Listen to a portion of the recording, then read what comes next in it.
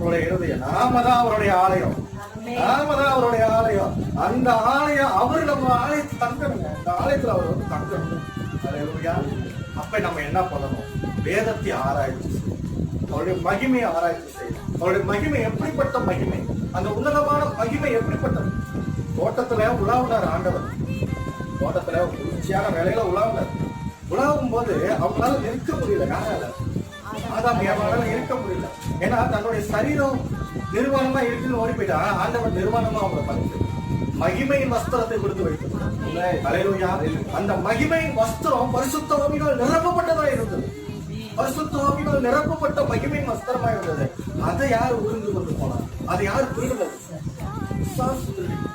அல்லேலூயா. அதனாலதான் அவங்க உணர்வு இல்லாம நிர்வாணமா இருக்கிறது. அல்லேலூயா. கர்த்தர் நமக்கு மகிமையின் வஸ்திரத்தை கொடுத்திருக்கிறார். மகிமை